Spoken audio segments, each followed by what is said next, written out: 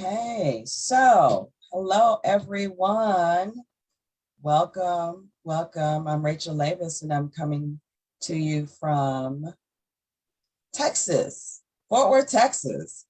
And I'm going to get this twisted over here. And it is Wednesday night. It's our Natural Wellness Forum, and I want to welcome everyone. Please let us know where you're tuning in from. We always like to know what part of the country or even what part of the world you're watching from. So important to stay engaged with people who are watching. So me and my associates have put together this forum, and every week we have someone different to come on that has a very unique perspective on different types of natural wellness. So today, by the way, I am a natural health consultant and I'm also a business owner and entrepreneur. So I'm nothing unique. We're all just normal people here, but we share one thing in common. We want to know how to stay healthy. So today I have my sister Jacqueline. Oh my gosh, she's coming all the way from Des Moines, Iowa, Jacqueline Poole. She is the CEO of the Peaceful Womb. That's WOMB, the Peaceful Womb. So Jacqueline, thank you for joining us today. So excited about today's topic. So tell us a little bit about yourself. Yeah, thank you, Rachel. I'm so happy and honored to be here with you, and I just wanted to thank you first. So a bit about myself. I, as you had mentioned, I run a company called The Peaceful Womb, and we're an online collaboration of different types of, I call them healers. That ranges anything from yoga teachers to intuitive eating coaches to energy healers. And our mission is to help women through their birth and motherhood journey. So that's anywhere from trying to conceive all the way past into motherhood and raising their children. And we're really about giving mothers the tools to help themselves. And Yes. yeah, to make decisions what is best for themselves and their family. So I'm really excited to be diving into this work. It's a new adventure for me, and it's been so great along the way. So that's a little bit about me. And if you wanted to learn more about that, you can go to thepeacefulwomb.com, and all of our contact information is on there. It's really easy to find. Wonderful. Yeah. That's the coming age is, we for thousands of years women gave natural birth, and then we kind of got made it like a medical thing, not a natural thing. And I think you're part of the movement to bring it back natural. Of course, we do still need, the backings of, you know, medical knowledge, but, we need to own that. We need to own that process, because it's a natural thing. So I'm glad that you're doing that. So what I'm really excited about is we're going to delve into intuition and health and wellness.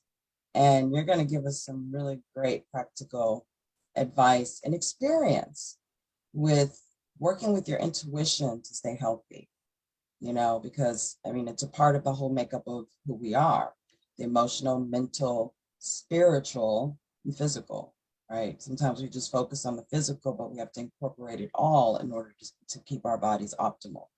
So I do want to just give a brief definition of intuition, which I think most people think they know what it is, but let's go over the definition anyway. It's the ability to provide a deeper level of insight into your current state of health and wellness.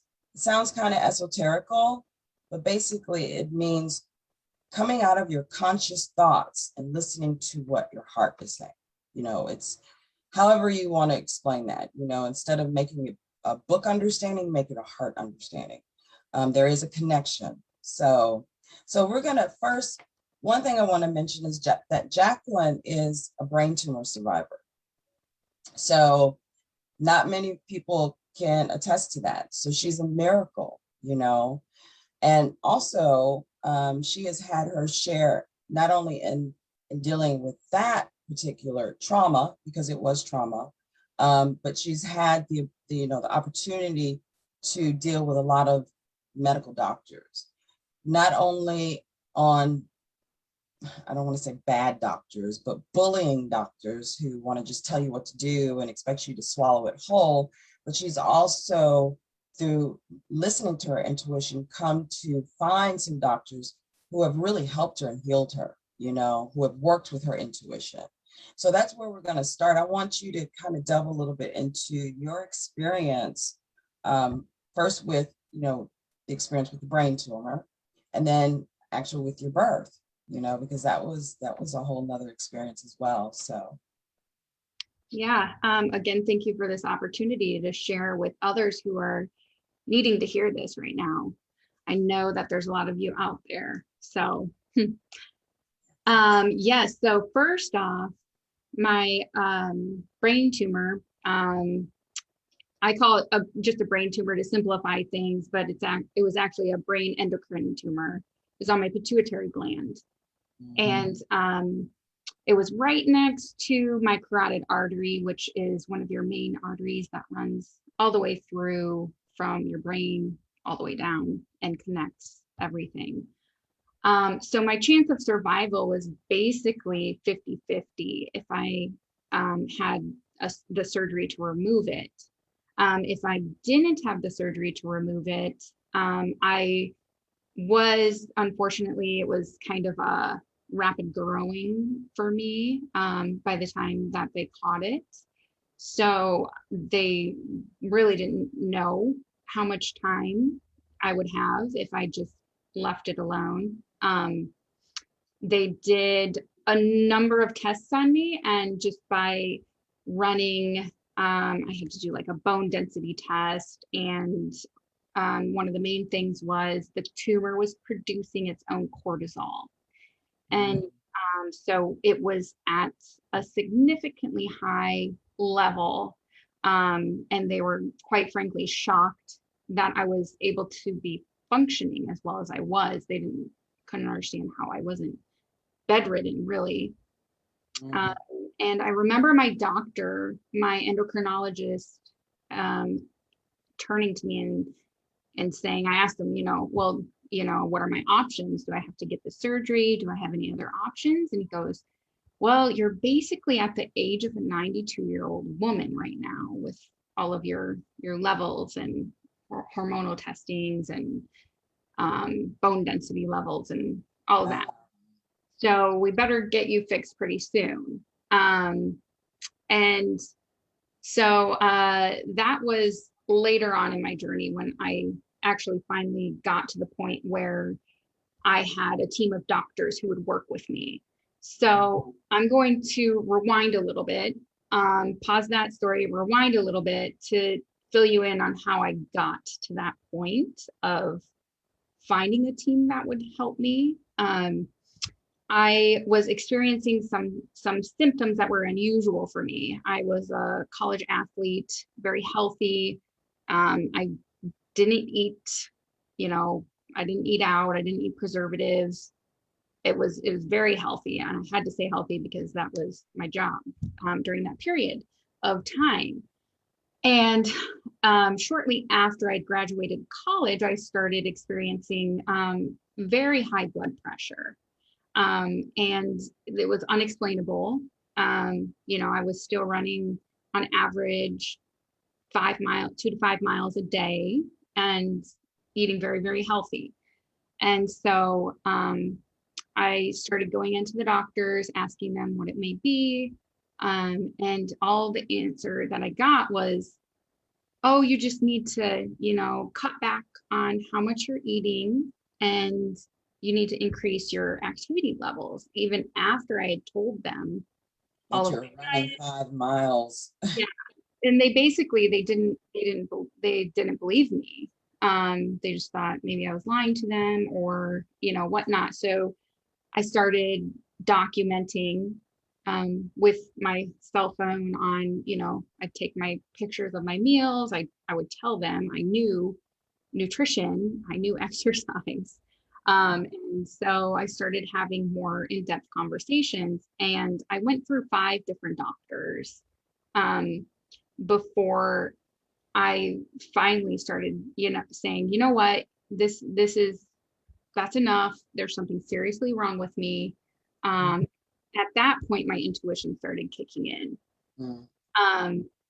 And it was just, first of all, go back to your hometown. Your doctor will listen to you there, is basically the message that I kept hearing over and over and over again. And I'll get into that later on how I interpreted that and how I got to that message, but I just want to tell you the journey here. So I went back to my hometown doctor. She had known me since I was a young gal, because I grew up in a small town, and I knew her daughter. I went to school with her daughter for a period of time, and we were at the same church. She had been my doctor until I moved away.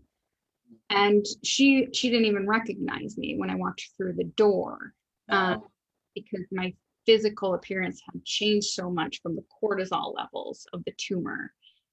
And the reason why my blood pressure was so high was it was pushing on that artery.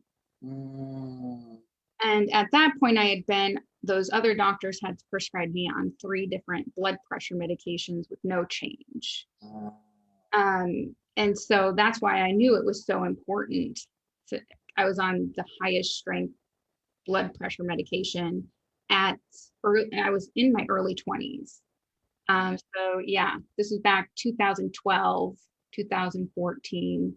And so I was, oh my gosh, I'm bad at math right now. Around 25. So yeah, I went to her. She noticed, she listened to me. She was on the same page. Since she was a family physician, she had to send me to a specialist in order to get this specific diagnosis. Right.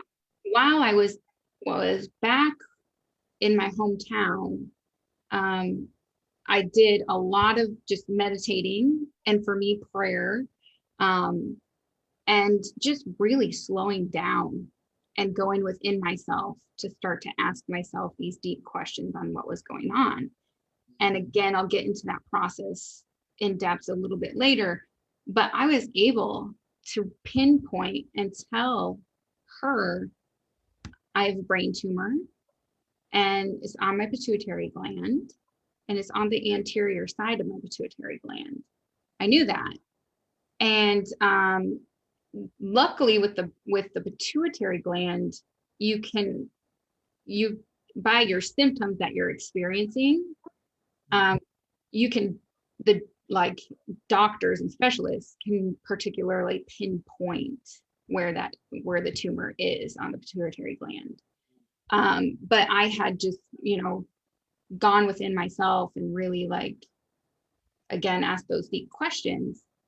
And I was able to be very proactive from the beginning, instead of these trial and error things that the doctors would have had to gone through. One thing that I noticed, that as soon as you listened to yourself and went to your home doctor, the floodgates started opening. Right. You took that step in that direction instead of depending or expecting certain results from doctors that you just weren't getting anything from. You went to 5 different endocrinologists and they were getting nowhere, right? Yeah, those ones at that point were physicians, just like family physicians. Yeah, still, after me telling them all this history, I'm on this medication, I'm young, I'm active, it's not better. They should have said, let's take a deeper look into this then. And I do want to throw in there as well, I didn't get angry at them. it was just a very clear boundary that I set with myself, saying, I deserve better. I deserve to live, and I deserve to find out what's going on. Absolutely. Um, I didn't place blame upon those 5 doctors. I didn't get angry. I felt if I would have, it would have just gotten in the way and clouded my judgment and my ability to understand what was going on myself. Right. I think that was very important to kind of throw in there that um yeah, those lower vibrational feelings can cloud our judgment sometimes, Yes. Yes. interpretations. And I know that you're going to kind of talk a little bit about how it kicked in as well in your pregnancy. I like to hear that because the next thing I want to move into, you just touched on, is those lower vibrations, that cleansing that area out, because we're going to go a little bit more into that. But Yeah. So I'll wrap up on the first part of the story, and then I'll go right into the how this translated into my pregnancy. mhm, After we did get down to the root of this, um, mhm, I, I knew my chances, I knew my odds, and I again meditated, prayed again for myself. That's what works for me, is the prayer. And I was guided to the neurologist who was able to perform this very delicate surgery. And again, along a series of events, I had to choose the neurologist. The original one that was scheduled to me just wasn't able to do that. And so I had to go in to their database and pick out an endocrinologist and, or I'm sorry, a neurologist to perform my surgery. And my intuition again led me to this particular neurologist who had successfully performed my surgery with no complications. mhm. And this part of the story, I still have a little bit hard time believing it myself. But he actually, when I walked into the examination room to do my initial consult with him, asked me about my family and my last name, which is Poole. And he then informed me that a man with the last name of Poole on the other side of the country had raised him as a boy, supported him, put him through medical school, told him he had to go to the best hospital and work there because he was one of the best neurologists out there. And Wow. So a pool saved your life. his name was, yeah, in a roundabout way, yes, Yeah. a cool distant relative Wow. or such of mine had raised this man to come around in full circle and save my life. So Wow. I just take those little things as, hey, you're on the right track. Right. You know, those are like my little confirmations of you're doing the right thing, you're listening. That was the right thing for you to do. Right. There's no such thing as coincidence. Yeah, It's affirmations is what it is, right? yeah. And so that is, those are really important to listen to along the way. Uh, Yes. because again, yeah, that's how you know you're doing it right, you're listening correctly, you're taking the right steps, is when you get kind of almost like deja vu moments or incredibly unbelievable like coincidences, like in quotation marks. Right. Right. Okay. What about your pregnancy? Yeah, so then fast forward again, since it was an endocrine tumor, they had said most likely my reproductive system would be damaged. It probably wouldn't come back. And again, I heard from a number of different doctors that it would take me a number of years to even begin to try to conceive. If I would conceive earlier on, then it most likely wouldn't be a successful pregnancy. So right at 5 years from the removal of my tumor, I had seen a doctor, and this was actually not a traditional in sense doctor, but it was a functional medicine doctor, who had told me that I wouldn't be able to successfully conceive. And my intuition told me, no, that's not right. I know that's not right. And then lo and behold, a week later, successfully conceived. And my pregnancy was healthy all throughout, no complications. My labor went well. I have a very healthy, almost 2-year-old who just got her first cold, minor cold, about a week ago. That lasted maybe like 3 days. So she's very healthy. And so again, it was just listening to my intuition, on, what did I need for my body? What did I need for my baby's body? What did I need for our birth? Right. I say our because, your baby is a team with you. Right. They, they're working just as hard as you are inside the womb. And just remembering that you guys are a team, you guys can, really make decisions together. You're really connected in there. Right. Is such a game changer. So what I'm hearing is, it's like, how do I discover my truth? My truth. Mm-hmm. Because we can never forget, doctors are practicing. They don't know everything. The only difference really is that they have training in an arena that I didn't get training, but they don't know my inklings and the way my body ticks, and you know what I mean? So what you discovered, or what you heard, was your truth.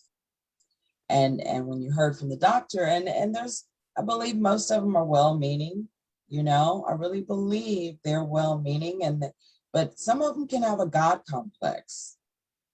Yeah, just as in any industry. Yeah, there's also that in the health industry. Right? Yeah, that's true. That's true.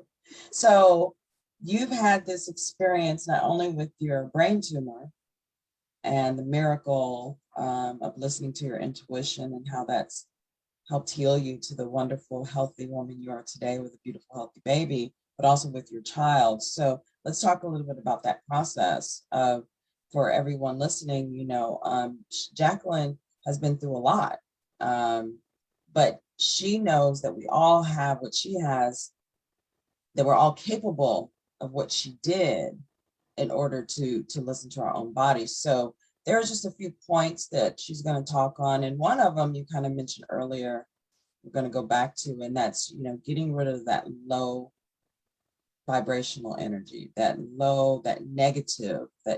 negative space. And the first thing that comes to my mind is, and again, I have nothing against doctors. Some of my favorite doctors, Dr. Lee, Dr. Martin, who have been on the show. You guys are amazing. But some well-meaning doctors will say, well, really, you got 3 to 6 months to live. That's a great example. That's low vibrational negativity, that, like, I know you're trying to be well-meaning and you're trying to help me prepare and all this, but is that my truth? So do you want to talk a little bit about the detoxing and cleansing out how that works? Yeah. Thanks for bringing up the statements from the outside too, not only from the inside, but there are lower vibrational energies, I'll call them emotions, that come at you not only from your own mind, but from other individuals. And so I really, really strongly suggest, if you want to get in touch with your truth, with your intuition, with whatever you want to call it, that you start eliminating those lower vibrational thoughts, emotions, sentences toward you. And I know, like, oh, well, you can't get rid of everybody that around you. that's saying anything negative. No, but what you can do is you can set really strong boundaries within yourself. And so it's almost like a blocker. Like if somebody says something to you negatively, it's just going to be erased from your mind automatically. It's not even going to get in any filtration points, or, it's going to be repelled. If you tell yourself, and you might even want to just look at yourself in the mirror and say, I deserve good things. I deserve good things to happen to me. I deserve to have good things said to me. And just, say those affirmations. And you can make it in your own words, whatever feels best for you, but start telling yourself that. And so that will set up a barrier. And it will also start to transition your thoughts in your mind. If you tend to think negatively, like, oh, I don't know if I can do that, or I don't know if I can make it through that. When you start to tell yourself, I deserve good things, I deserve to be treated respectfully. Mhm. So okay, so here's an example. Oh, I'm so tired. I mean, you say that enough times throughout the day, guess what? That's going to be your truth. You're going to be tired. As I stated at the beginning, our health, our whole well-being is made up of many different layers, our mental, emotional, physical, and spiritual. And if mentally I have this, like you said, those negative thoughts, oh, I'm so tired, I'm so tired, I'm so tired. Regardless of what I'm eating or how I'm exercising, guess what? I'm going to end up being mentally tired. So counteracting that, like you said, this is a form of detoxifying. We know about the physical detoxification, but there's also mental and emotional. It's very, very important.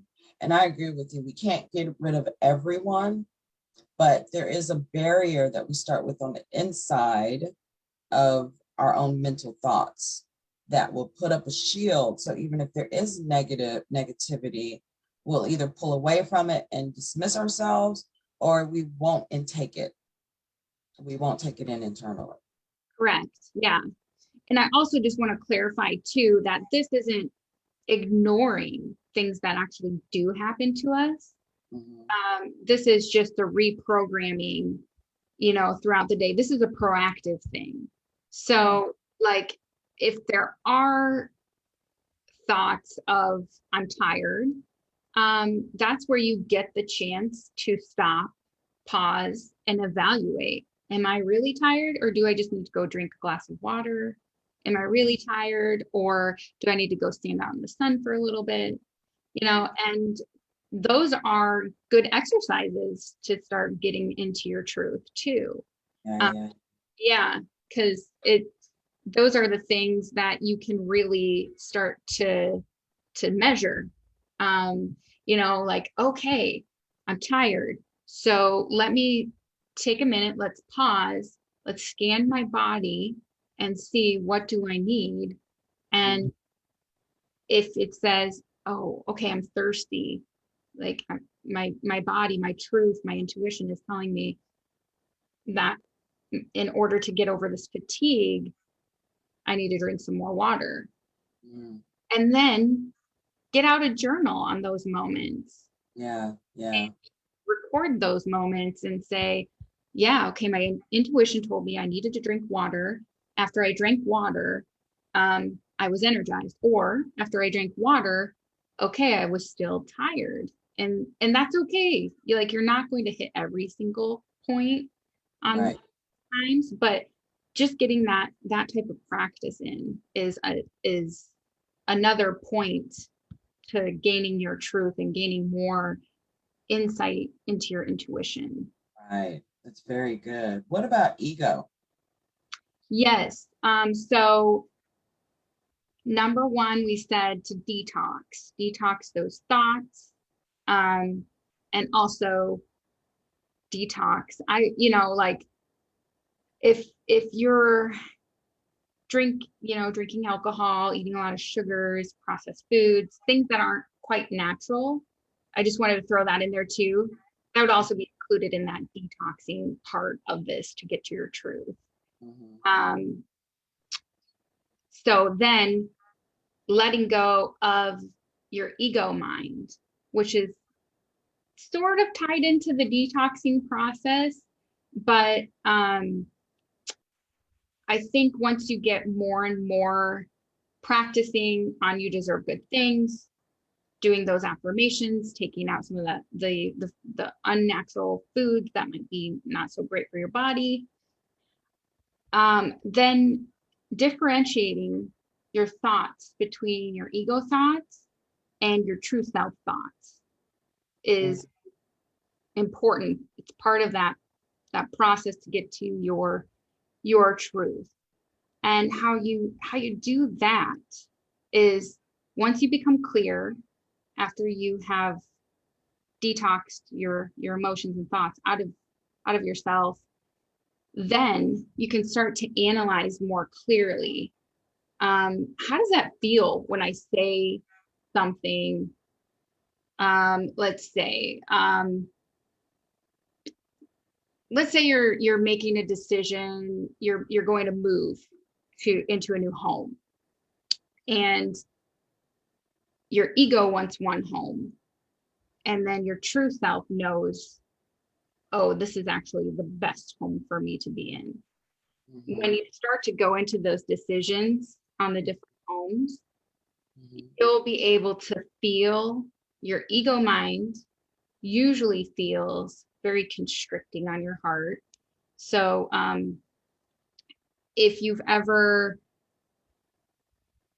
had a circumstance that you're like, oh yeah, I know I shouldn't go in there, or I shouldn't go do that.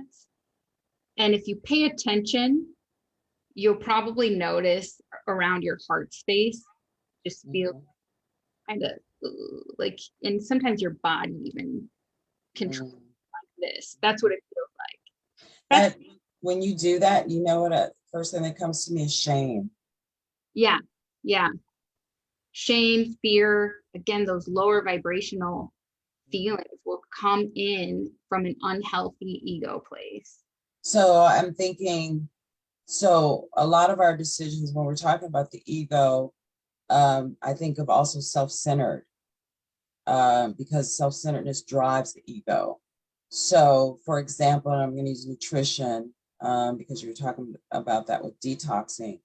If I know that I have diabetes or sugar regulation issues, and I want a donut that I know I am not supposed to have, there, my ego would have to override the knowledge and the intuition that's telling me, you know better than that. You know the last time you had that, it shot up and you almost went into whatever, you know what I'm saying.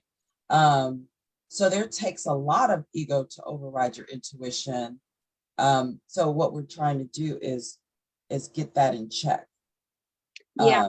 Not be so self-centered, but be self-preservative, to try to preserve the self instead of allowing my ego to be self-centered. So I get the ego thing. Okay, I get that. Yeah. And that's always happening. It's just not as intense. And Right, so right. there's times it will be really, really intense. Pay attention to those. What does your body do in those times? Mm-hmm. And then as you go about your day and you're trying to make decisions, if you can notice any of those constrictions or uneasy, maybe there's like a sense in your stomach, it shows up differently for different people.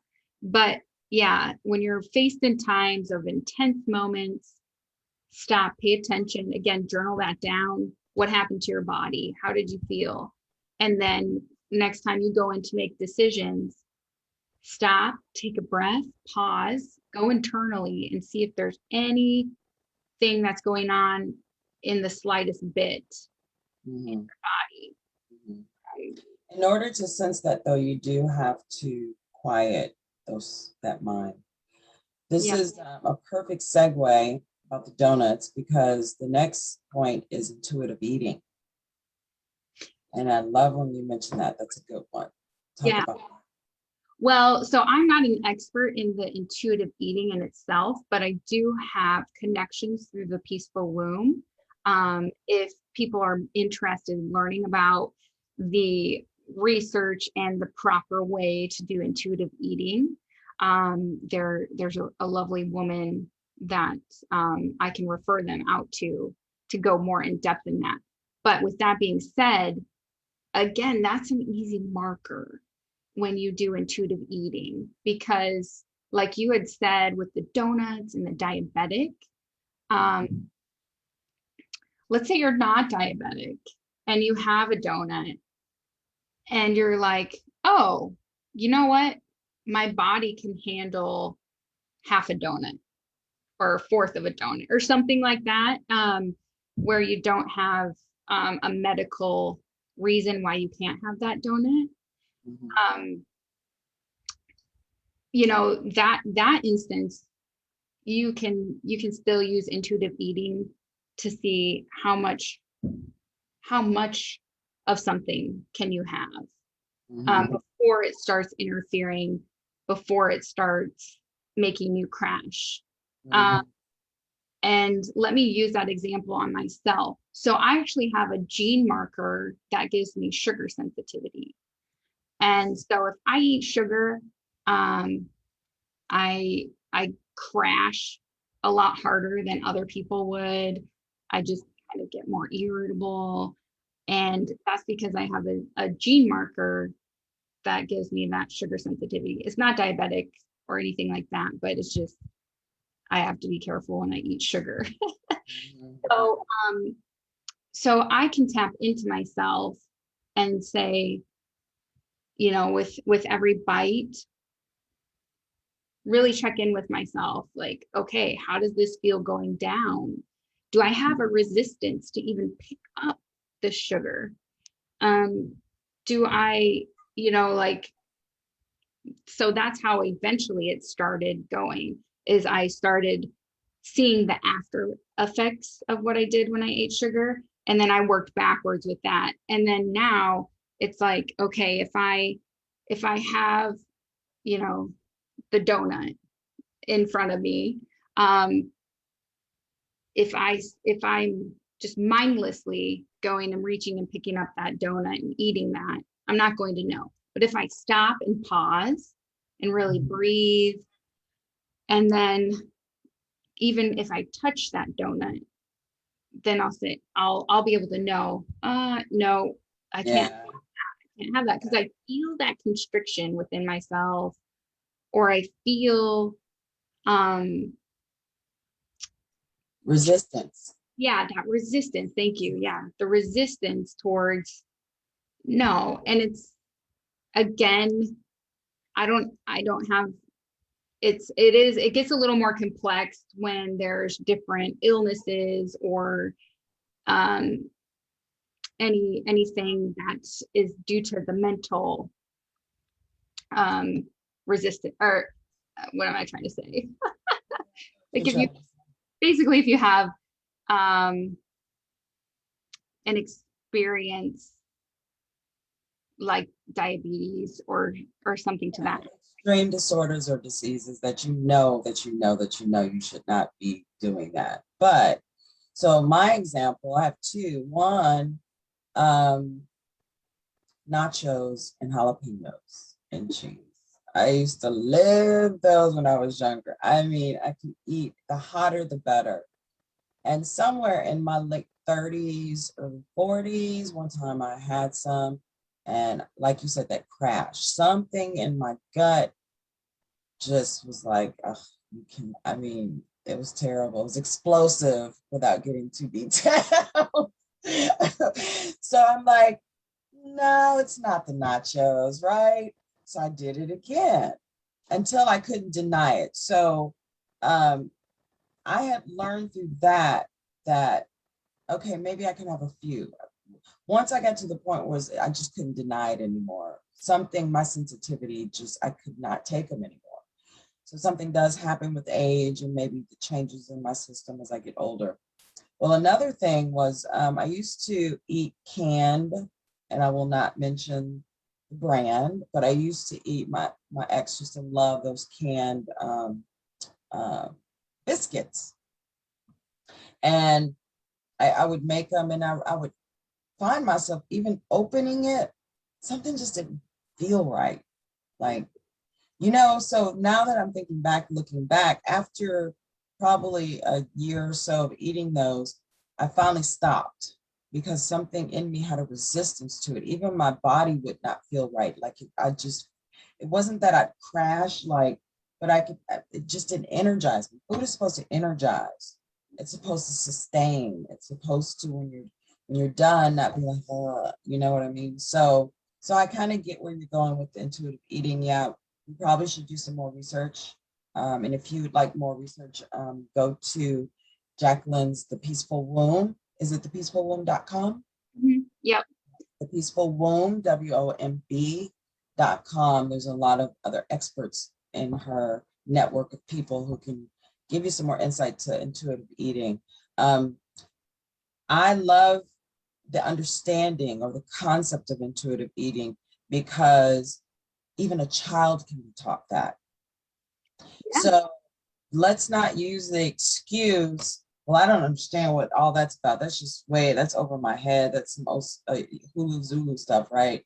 No, what it really is our body's natural way of saying yes or no, period. That's all it is. It's instilled in each and every one of us. And if you pick up something if you have a medical condition or disorder or disease or something, you know that you're not supposed to be eating, you already have that guilt and that shame. You just hide it, or you cover it up, or you ignore it. So, but for people who don't have those, we still have that internal radar. Mm-hmm. So the last thing I want to talk about with you is my favorite, and that's prayer. Now, I always bless my food, always do, even if it's just in my head, right? But tell us how you use prayer with your intuition. Yeah. And so for for me, my connection is to spirit. And you can call, if you do prayer, whatever you pray to is okay. And just using that prayer, it expands yourself outside, because a lot of times we're just, up here in our heads a lot, and we are not utilizing the full capacity of our field, I'm going to call it. I'm sorry, I'm a little more on the woo-woo side. So if some of this doesn't resonate with you, it's okay, you know. Um, but yeah, so yes, it's important to pay attention to our bodies, and it's important to go within, but it's also important to take that centered energy once we've cleansed, once we've centered ourselves, once we've calmed our mind and we've gotten into our true self. It is important then to take that energy and reach out and scan our environments, scan what's going on outside of us, and also then connect to your God, your gods, the earth, universe, whoever you go to, because there is an innate wisdom there already. And again, the thing I keep going back to is that the connection with my neurosurgeon. There's just no other explanation to that. When I prayed, it definitively and very strongly told me that that was the guy that needed to do my surgery. And then lo and behold, I come in and he has this connection with the Poole family. And so for me, that's very, very important to go and to be guided by that higher source. Yes, I And agree. so I use prayer all throughout my day. Um, I prayed before I got on this call. Please give me the wisdom that needs to be received by the listeners of Rachel's podcast here. And please make, it be within the highest integrity and the highest truth for all and helpful. And I'll also pray in my to my food. And again, I pray if maybe I'm having a hard time, like lower energy day. Because we're all going to have our ups and downs, but I'll pray, okay, help me out. What do I need? What do I need to eat today? How much water do I need to drink? What supplements do I need to take? And I Yes, pray and I ask, and again, it just, for me, it intensifies that reaction. yeah, Um, and it just multiplies it. And the the really big focal point of the prayer is to not only think it and say it, but to feel it, to yeah, really feel it deep within your heart yeah, and get that visceral emotion behind it, that vibration. Um, if you're praying for something to happen, like when I was praying for my healing from my tumor, and from the after they took out the tumor, then I had some other complications from the cortisol being gone, and I prayed for that to be healed, and that mm, was healed within a year. mm, And I prayed like it was already true, like I mm, knew within my heart I was already healed.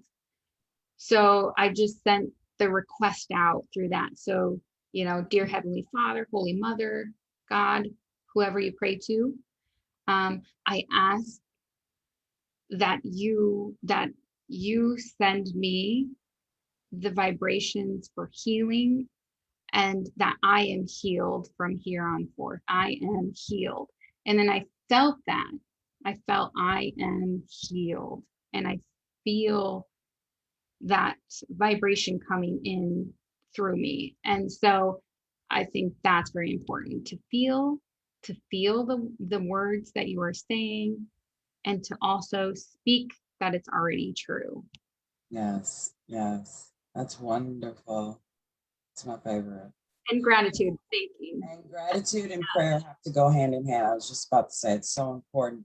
Also, everything that we have covered regarding intuition, getting better in touch with your intuition to help your health and your wellness.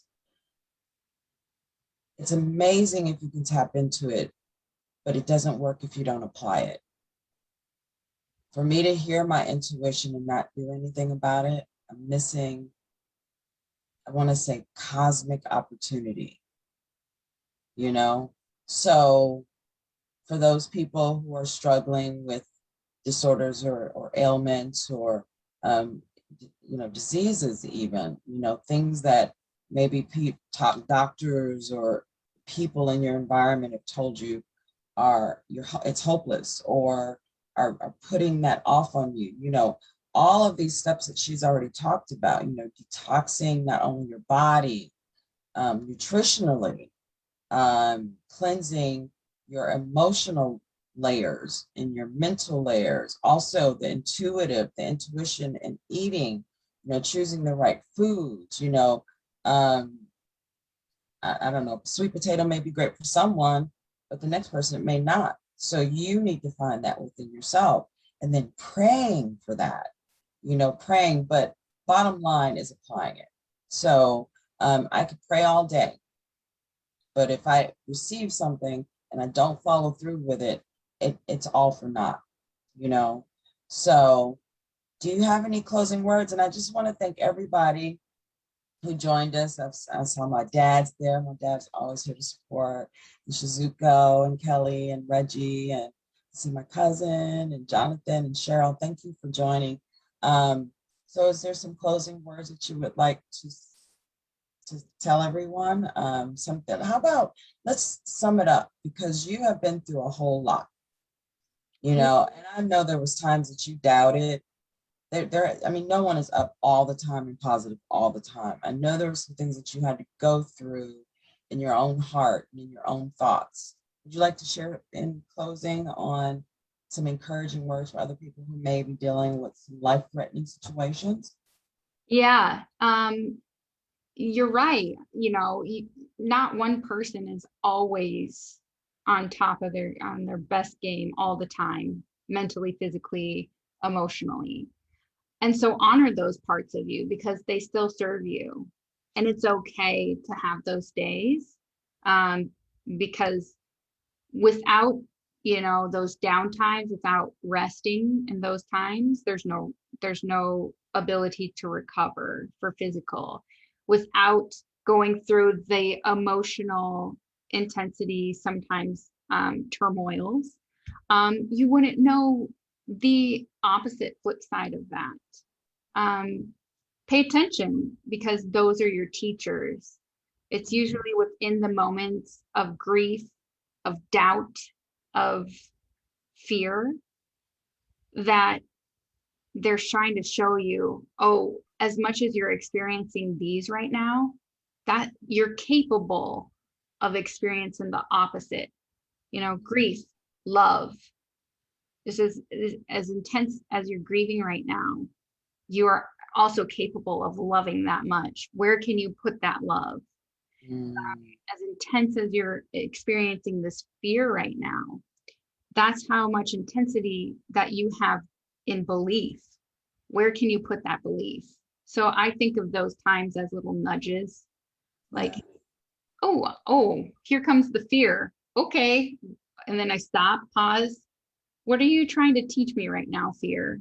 And so don't completely ignore those negative emotions. Just have a different relationship with them, maybe. Yes. They're their allies. So, and thank you everybody who is listening. I hope Yes. you needed to hear this message. I am so honored and so blessed that you came to be a part of this. I've learned a lot. I love your spirit. You are my sister.